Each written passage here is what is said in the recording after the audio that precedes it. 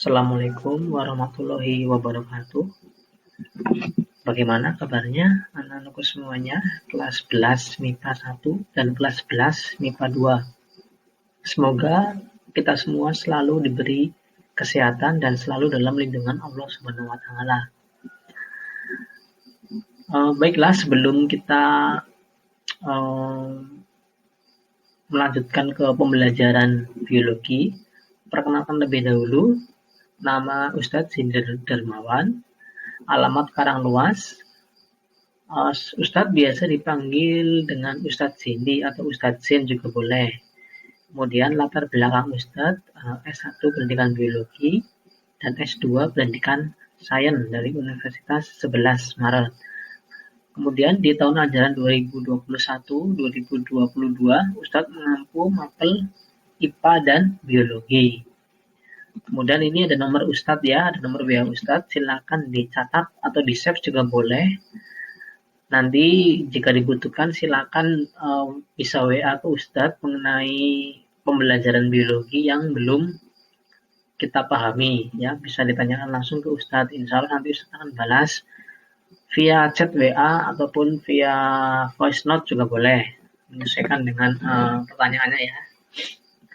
Kemudian untuk pembelajaran kali ini, di pertemuan pertama kali ini, kita belum akan membahas materi, tapi kita masih memperkenalkan peraturan dan kontrak belajar dalam pembelajaran biologi. Jadi, sebelum kita melakukan pembelajaran daring, alangkah baiknya kita mengetahui terlebih dahulu peraturan dan kontrak belajarnya. Yang pertama, santri dapat mengakses materi pada pukul 7 sampai dengan 4 sore. Jadi nanti silakan untuk semuanya santri diusahakan bisa membuka materi di pukul 7 sampai dengan pukul 4 ya, bebas jamnya asalkan rentang waktu tersebut. Namun jika santri berhalangan untuk membuka waktu dalam rentang waktu tersebut, bisa langsung menghubungi guru mapelnya biar nanti dibantukan untuk masuk ke dalam linknya ya. Kemudian santri juga jangan lupa mengisi daftar hadir ya, biar nanti daftar hadirnya bisa kerekam dan masuk ke dalam penilaian kedisiplinan. Kemudian santri wajib izin kepada guru pengampu apabila berhalangan hadir. Nah, jadi diharapkan dalam pembelajaran biologi juga seperti itu ya.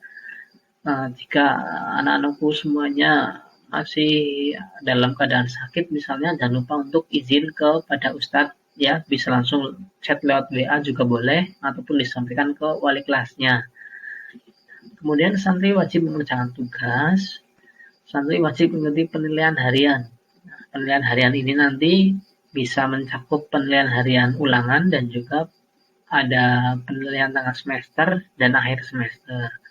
Kemudian santri dapat bertanya kepada guru mapel melalui WA. Nah, tadi Ustadz sudah berikan atau sudah tuliskan di sini nomor WA Ustadz. Jadi silakan jika ada keluhan mengenai pembelajaran biologi atau mungkin ada yang masih kurang paham mengenai materi yang Ustadz sampaikan, bisa langsung ditanyakan ke Ustadz ya. Boleh lewat chat WA ataupun voice note juga boleh.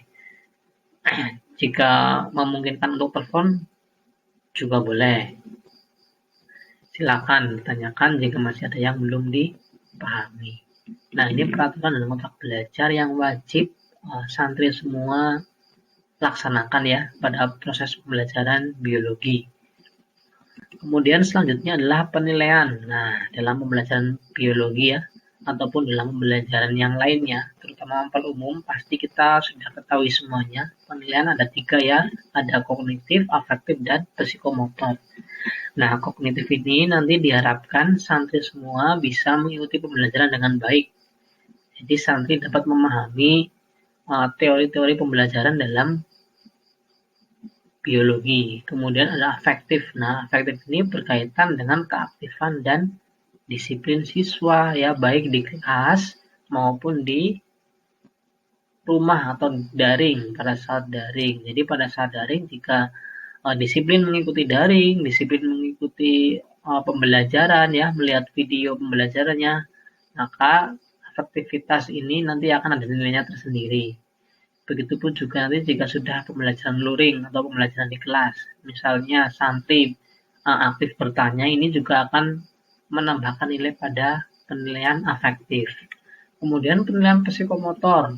Penilaian psikomotor ini berkaitan dengan keterampilan santri. Nah, keterampilan yang seperti apa? Keterampilan dalam mengikuti pembelajaran biologi, baik di dalam kelas maupun di luar kelas ataupun di laboratorium. Jadi diharapkan santri semua memiliki keterampilan psikomotor, misalnya seperti menggunakan alat-alat laboratorium ya. Kemudian santri diharapkan juga memiliki skill dalam pengamatan, karena kalau belajar biologi kan tidak bisa lepas dari yang namanya pengamatan atau identifikasi. Nah, seperti itu ya. Jadi penilaiannya ada 3, kognitif, afektif, dan psikomotor. Semuanya ini harus dilaksanakan oleh santri semuanya dengan baik agar ketiga nilai ini nanti bisa mendapatkan nilai yang baik di akhir semester atau di rapot nanti juga akan mendapatkan nilai yang baik. Kemudian kita masuk ke bahan ajarnya. Nah, bahan ajar yang kita gunakan pada pembelajaran biologi di tahun ini, untuk kelas 11 kita menggunakan buku dari Intan Pariwara. Nah, jika nanti santri semua masih kekurangan literasi mengenai pembelajaran biologi, bisa ke perpustakaan ya, untuk meminjam buku biologi dari penerbit lain.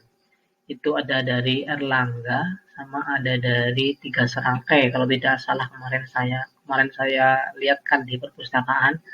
Jadi silakan untuk bahan tambahannya bisa dipinjam di perpustakaan ya, sebagai bahan tambahan literasi pembelajaran biologi. Kemudian materi yang akan kita pelajari di tahun ini atau di semester yang pertama ya, itu ada 6 bab di sini. Di bab pertama nanti kita belajar mengenai struktur sel. Nah, di bab kedua ini nanti kita belajar mengenai jaringan tumbuhan. Bab 3 ada jaringan hewan. Kemudian nanti masuk ke penilaian tengah semester. Bab 4-nya ada sistem gerak pada manusia. Bab 5 ada struktur dan fungsi sistem peredaran darah manusia. Dan yang terakhir adalah sistem pencernaan pada manusia.